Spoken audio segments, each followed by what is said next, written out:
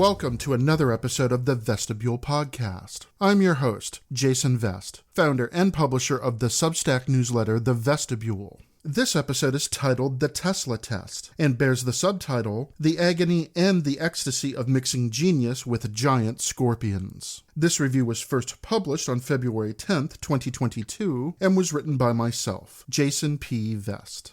The episode's pedigree is as follows. Nikola Tesla's Night of Terror, Doctor Who Series 12's fourth episode, was written by Nina Metivier and directed by Nida Manzoor. It stars Jodie Whittaker as the 13th Doctor, Tosin Cole as Ryan Sinclair, Mandip Gill as Yasmin Yaz Khan, and Bradley Walsh as Graham O'Brien. Nikola Tesla's Night of Terror guest stars Goran Vishnich as Nikola Tesla, Robert Glenister as Thomas Edison, Hayley McGee as Dorothy Skerritt, and Anjali Mohindra as the Queen of the Skithra. The episode is 50 minutes long and was first broadcast on both BBC One and BBC America on January 19th, 2020. And now, on with the show. Niagara Falls. Is there a better demonstration of the sheer power of nature? When I first saw this view, I was inspired to build my Niagara generator. And now, these waters power a city. But there's so much more in nature that cannot be seen by the naked eye. Forces invisible to us which animate the universe. And they were hidden from our understanding until now. Gentlemen, I, Nikola Tesla, have invited you here to pull back the curtain. Shall we begin? Observe, ladies and gentlemen. I plan to harness these forces of nature on a scale never seen before. The world wireless system. A way for each of us to reach beyond our immediate sphere into every corner of the Earth. I only require the small investment of $50,000. $50,000? Small price to pay to transmit energy through the ether, but no wires. You mean flying around in the air? Poppycock. They're even more far-fetched than those Mars stories that we've all been hearing about. I'm sure you gentlemen know better than to believe everything you read in the Times. Thank you, Miss Skerritt, but I did in fact receive a feeble electrical signal, and I calculate it comes from Mars. Absurd. But that's not the focus of this project. Mr. Tesla, I'm not in the habit of investing in fairy tales. Good day to you. Mr. Brady, sir, please! My work is not a fairy tale. I promise you, in about a year, my Wardenclyffe project will be as real and functioning as this very generator. Mr. Tesla, we have an emergency. Section 1. Looking Backward. Whenever Doctor Who broadcasts an episode that sees its protagonists travel into Earth's past, the program faces a test. How compellingly will it blend historical reality with Who's peculiar brand of freewheeling and occasionally unhinged whimsy? Call this hurdle the Doctor Test. How well do such outings make the case for taking the Doctor and the viewer into an earlier era? What do such historicals, as fans and producers of Classic Who quickly dubbed these installments, grant us in terms of entertainment, education, and fun? Criteria first outlined by Sidney Newman when he created Doctor Who to inform children about human history. When New Who's historicals succeed, the results can be breathtaking. See Series 1's third outing, titled The Unquiet Dead and written by Mark Gatiss, as a romp through the Yuletide streets of Victorian Cardiff that not only brings Charles Dickens to life in the magnificent person of Simon Callow, but also cleverly, if problematically, meditates upon xenophobic fears about immigration that were rampant at the time of this installment's 2004 production, and that, sadly, have lost none of their relevance 2 decades later.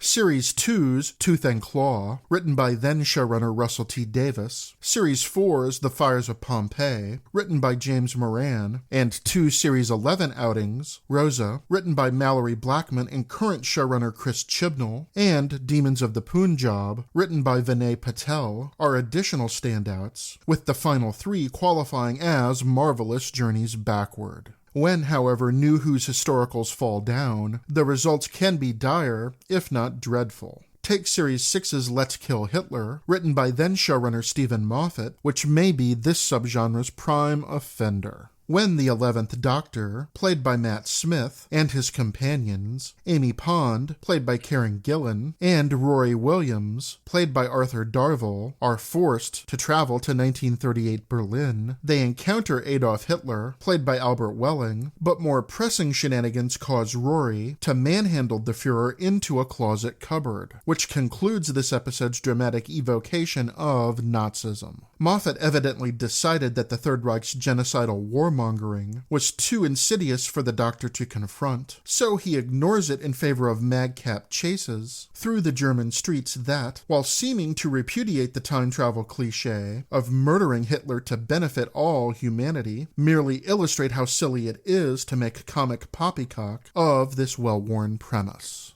Readers of my Spyfall Part 2 review know that its 1943 Paris interlude is, similarly, a regrettable misfire that transforms Chibnall's version of The Master, played by Sacha Dhawan, into a brown man who masquerades as an SS officer, then sees the Doctor disable the perception filter that allows him to appear Aryan to the soldiers under his command. As such, Spyfall Part 2 perverts the ugly realities of the Nazis' racial cleansing policies, making this particular trip to the past unwelcome, unnecessary, and, even worse, unwise. Hello? Are you there?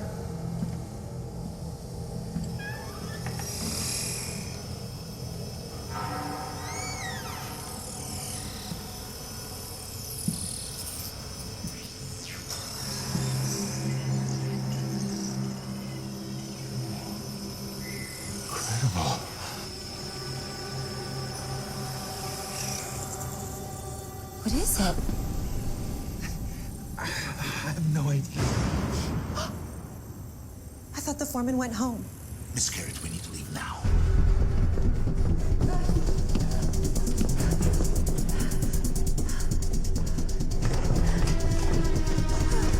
It's locked. There.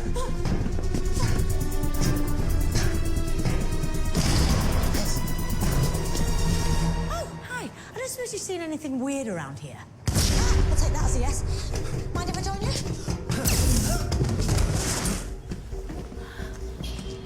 It's Mr. Brady. Why would a potential investor be shooting at us? More urgently, who shot him? Run! Who are you? Someone with a fast way out of here.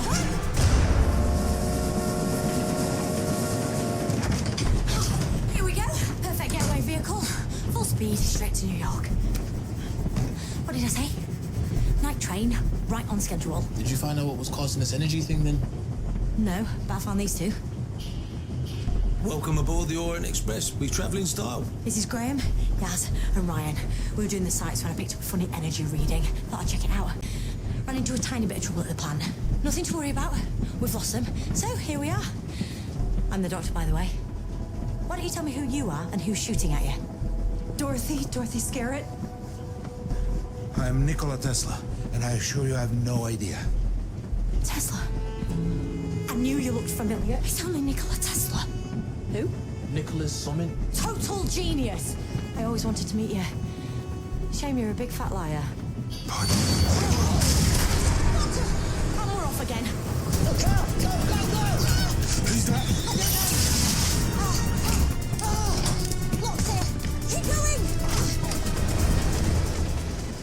Section 2. Falling Downward. So, given these comments, how does Nikola Tesla's Night of Terror stack up in the long line of Who historicals? Pretty well, it turns out, due to a tight script by Nina Metivier, assured direction by Nida Manzoor, and excellent work by the entire cast, with Jodie Whittaker and Tesla guest actor Goran Vishnich leading the way. Metivier and Manzoor are Who newcomers, at least as far as the opening credits are concerned, but their talents combine to create a good, cracking, old-fashioned voyage to the past. This installment opens on stunning vistas of Niagara Falls, New York, circa 1903, where Tesla and his whip-smart assistant, Dorothy Skerritt, played by Hayley McGee, attempt to woo financial investors into giving Tesla $50,000 for his revolutionary plan to transmit electricity wirelessly through the air.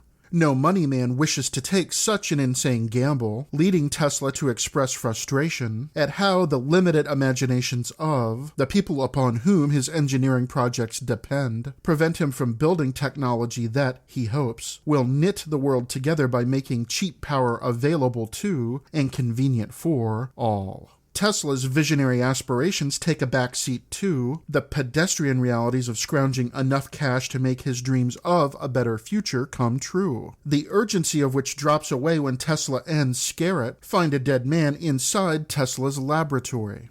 The possibility that Tesla's experimental electrical equipment killed this fellow is more than the great inventor can countenance, making Tesla relieved to discover, later that night, that several crucial parts have been stolen, meaning that the equipment couldn't function, much less kill anyone. Then, in a wholly unanticipated development, he sees a green mechanical orb floating in the air before him.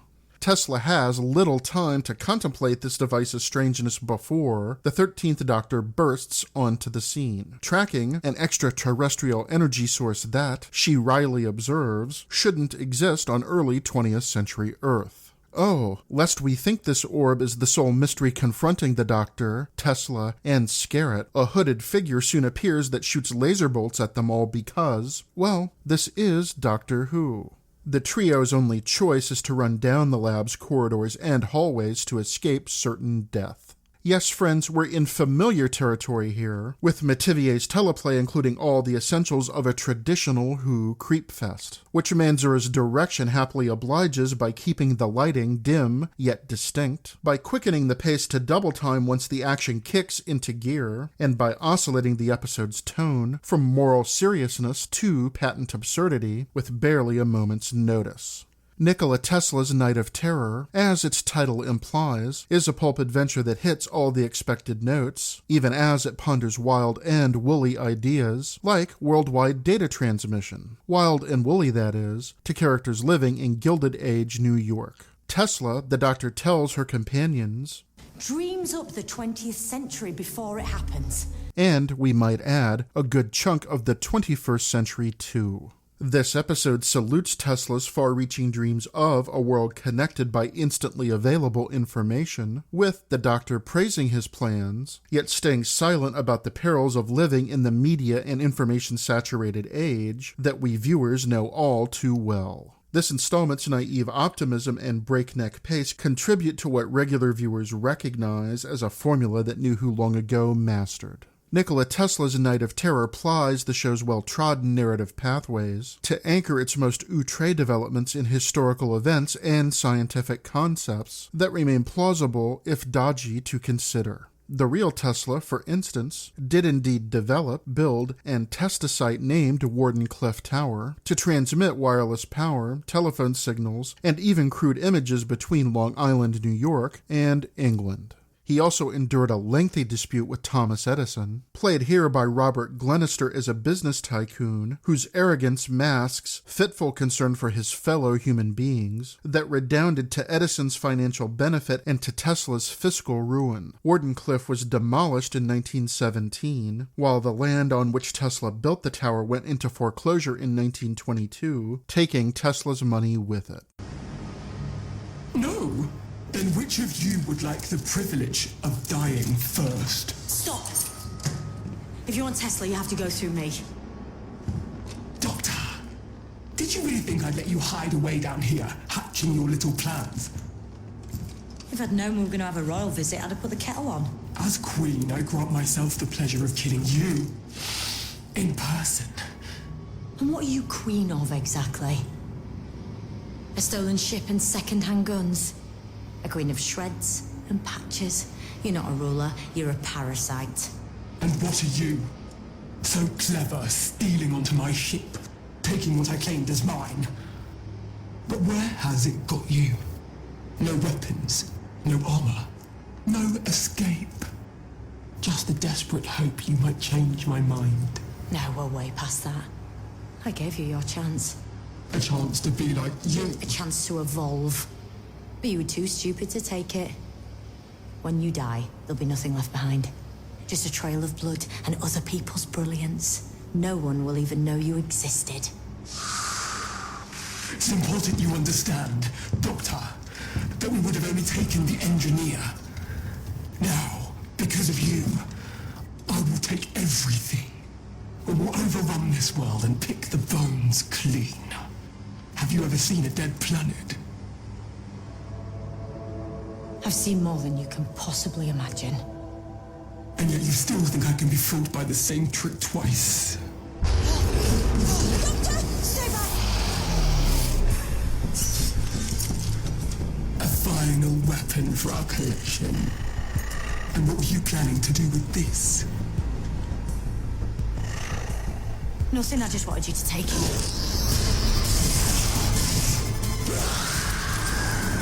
Tesla now! Crash the ship!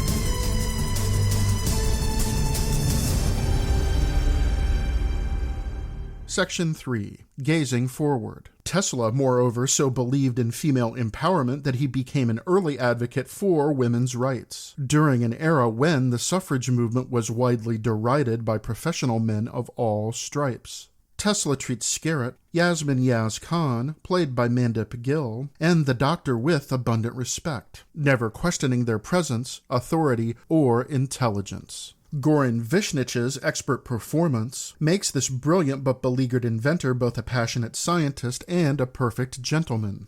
Vishnich also gets the chance to riff on his excellent work as Garcia Flynn, the principal antagonist of the first season of Eric Kripke's and Sean Ryan's fondly regarded Timeless, the short-lived NBC series that sees its central time-traveling trio chase Flynn and his villainous organization, Rittenhouse, throughout the centuries in a bid to undo the damage caused by a vast temporal conspiracy. Vishnich relishes the opportunity to play the good guy, or at least a better guy than his timeless antagonist, which comes as little surprise to anyone who's followed the Croatian-born actor's career since his days as Dr. Luka Kovac on ER. Vishnich, however, isn't this outing's only bit of good casting. Haley McGee plays Dorothy Scarrett with wit, determination, and independence, never becoming a romantic foil for Tesla even if her affection for him is plain. Metivier wisely avoids writing a hackneyed romance between Tesla and Scarrett, or, worse, Scarrett pining for the love of her gifted inventor boss.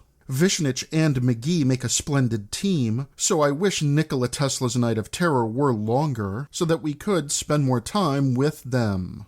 And for the Who faithful, an unexpected yet welcome surprise appears when Anjali Mohindra shows up as the Queen of the Scythra being an extraterrestrial species of giant arachnid creatures responsible for all the episode's tumult. Mohindra, as all self-respecting Whovians know, played the role of Rani Chandra during the final 4 seasons of the late great spin-off series The Sarah Jane Adventures, which ran for 5 seasons from 2007 to 2011. Mohindra was only 18 years old when cast in Sarah Jane, so seeing her on the flagship series covered in mounds of latex and a full bodysuit, the Queen resembles a giant scorpion with a human face, is both a treat and a testament to the makeup team's hard work. The Queen needs Tesla to repair her stolen Venusian spaceship's many malfunctions, which have cropped up because the Skithra are a scavenger species that purloins technology from other worlds rather than building their own, meaning that they don't know how to maintain the pieces that they steal. Mohindra preens her way to a fever pitch when confronted by the Doctor's implacable opposition, recalling another memorable New Who insectoid, the Empress of the Rachnos, played by Sarah Parrish, who menaces the 10th Doctor, played by David Tennant, in the program's 2006 Christmas special titled The Runaway Bride. The Rachnos, like the Skithra, is a half-humanoid, half-arachnid species that causes mayhem on Earth. Although Métivier's teleplay makes the Skithra less fearsome than the Rachnos, whose Webstar spacecraft is far more powerful than the Skithra's junk vessel. The Skithra, of course, aren't nice. They kill many people, including a room full of Edison's employees, without regret, becoming in this process Métivier's antidote to the praise that Team TARDIS heaps up on Tesla for imagining our technological era's advances, without considering the drawbacks that such progress entails. Indeed, through the Skithra, Nikola Tesla's Night of Terror reveals the dank underbelly of such uncritical boosterism, although the fact that it requires murderous, scorpion-like extraterrestrials rampaging through the streets of Gilded Age New York to provoke even a moment's pause about the trade-offs that we pay for our electronic conveniences means that this episode, unlike its predecessor Orphan 55, isn't a grim rehearsal of human thoughtlessness, but rather good fun not to be taken too seriously by its audience. Perhaps this change of tone is welcome, so who am I to wish that Nikola Tesla's Night of Terror might have acknowledged in greater detail how avaricious Thomas Edison really was, or how, for all his incipient feminism, lifelong bachelor Tesla was known to command female employees to change their clothes if they didn't meet his approval, once supposedly fired a secretary for being overweight, and, in his later years, expressed disappointment that women asserting themselves in public meant that they were becoming too masculine. Even so, this installment is sometimes thrilling to watch and, if it fulfills Sidney Newman's pedagogical desire for Doctor Who to teach history by provoking viewers to research the people and places included here, then it qualifies as a modest success. Nikola Tesla's Night of Terror at least rescues its subject from obscurity, or worse, from people only knowing Tesla's identity because Elon Musk, our day's blowhard billionaire par excellence, a man who outdoes even Thomas Edison in his thirst for notoriety, wealth, and bottomless praise, has branded his corporation's electric cars with Tesla's surname. So, 2 cheers, but not 3, for Nikola Tesla's Night of Terror, a Doctor Who episode that may break no new ground, but that remains a reliable, solid, and enjoyable hour of television.